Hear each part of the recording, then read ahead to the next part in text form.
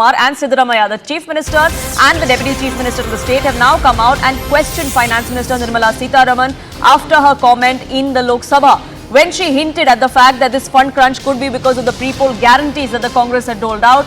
The government in Karnataka going on to say that this has nothing to do with the guarantees. When the interim report was submitted to the Finance Minister, there was no mention of guarantees, and yet the special grant of 11,000 crore rupees was rejected.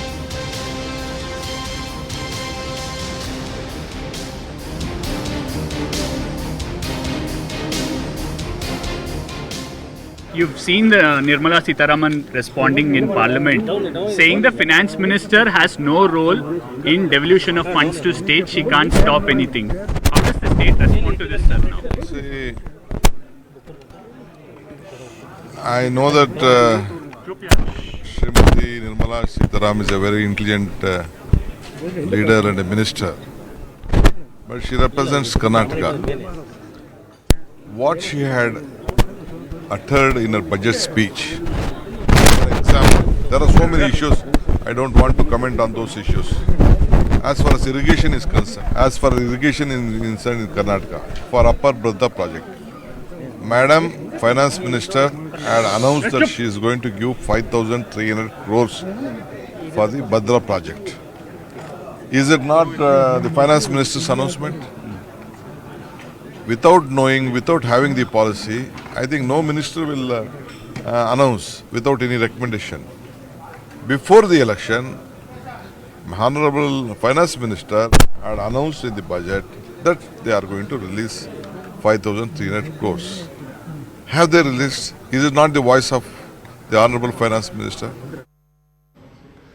Now, Harish, this looks like this is going to be the new political face-off ahead of elections as well, because it's not just limited to Karnataka. There are other states in the south that have also raised similar queries as far as why the centre is not releasing these funds. Absolutely. Look at how this week is panning out. You have Karnataka MLAs, ministers, Chief Minister protesting in Delhi on Wednesday. You have Kerala Chief Minister and the Kerala government planning a similar protest on Thursday as well. There's a talk of other southern states too raising similar demands. This is coming at a time when the BJP wants to increase their seat share in South India. Remember, 129 seats, crucial. BJP currently only 29 seats that they have. They want to improve the tally. And also we are hearing talks of a possibility of ministers like Nirmala Sitharaman or Mr. Jaishankar contesting from South India. That's the talk going on. During such a time, you have the Congress and others here in South India once again saying that we are looking at the 16th Finance Commission constitution of that happening, and we would like the terms of reference for that commission to be changed. They're also saying that there is a larger structural change that we want, that of ensuring that whatever is collected under the head of surcharge or cess, currently the states don't get a share of it. They are saying when the new Finance Commission gets formed and they start deliberation, we will push for even cess and surcharge to be distributed to the states. That is going to be another big flashpoint, because that actually consists a huge share for the union government in terms of the taxes that they collect and don't have to share with states. Right, and Pallavi, this also comes just a week after we had DK Suresh, Member of Parliament of the Congress, come out and ask for a separate nation for the southern states, because this is exactly what he was trying to highlight, that as far as union budgets are concerned, or as far as financial outlay for the southern states is concerned, there has always been stepmotherly treatment. That's what he was trying to say. So it was triggered right after the budget back then last week. So, Poonam, it's not just an issue which is now limited to Karnataka. There's clearly a larger political strategy behind it. You know, it's not just limited. The Lok Sabha elections no longer limited only for the battle for North, and where the northern states, the BJP certainly has that edge. But it's very clear that the BJP has also set its eyes on the southern states, and that perhaps explains best by the fact that the Prime Minister has made several trips down south, whether it's Kerala, Karnataka, Andhra Pradesh, Telangana, and so on and so forth. And I think most of these southern states, which happen to be ruled by opposition ruled states, most of them, if we talk about Andhra, Telangana, Karnataka, and so on and so forth, they do understand this, and they're trying to preempt it. for them, the political strong point is the fact that the BJP is not as strong down south as they are up north, and this is where they want to flex their muscles. And Congress party with 2 states in the south in the kitty, both Telangana as well as Karnataka, is of course consistently driving home 2 points. One, an antipathy towards the southern states by the BJP because they don't understand that south has its own demands, and thereby the north-south narrative has become very, very strong. And second, that when it comes to opposition rule states, particularly the Congress, the Prime Minister, who's supposed to look at everyone with the same eye, is not doing that. There's a clear-cut discrimination which is taking place as far as the devolution of funds and revenue is concerned, which goes to a disadvantage of the southern states.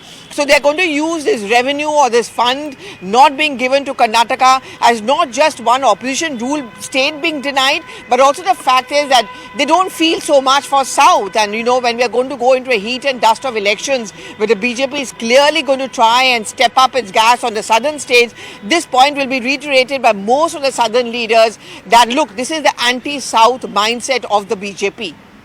Right, and I want to get in BJP leader from Karnataka, S. Prakash, on the broadcast here. So thank you so much for speaking with us here on CNN News 18. You know, we've seen the kind of reaction that has come to the fore from the Chief Minister and the Deputy Chief Minister as well. They have now come out and said that Nirmala Sitharaman perhaps is not aware of the facts. There were several projects that were announced with the help of the central government, and those funds haven't been released as well.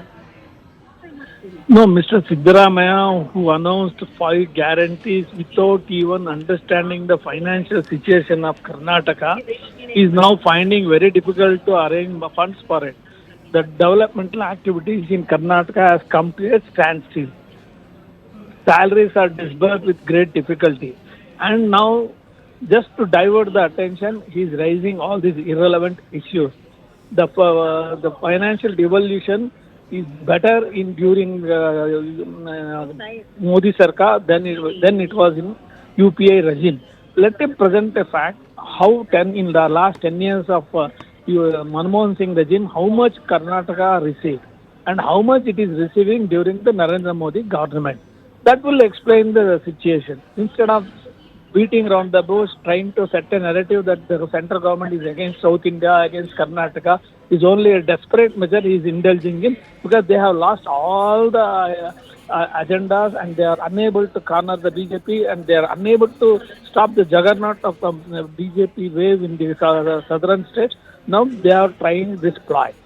There is no logic behind it, nothing in it.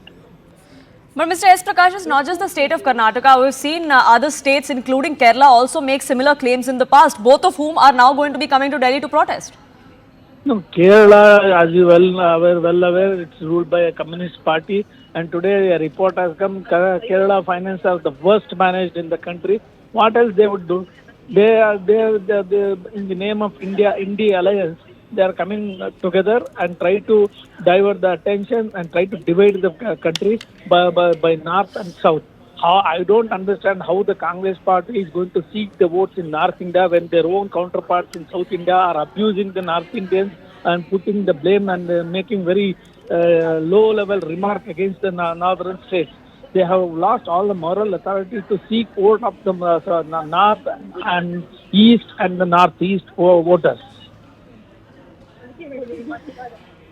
Right, S. Prakash, thank you so much for speaking with us here on CNN News 18 and sharing your perspective. My colleagues also getting us details, but this fight is far from over. It's already echoing in the parliament. It's only going to escalate, given that we are going to be seeing Sitharaman in the national capital on Wednesday, and then the Kerala MLAs as well here on Thursday. We'll keep a track of that and much more, but for now, shifting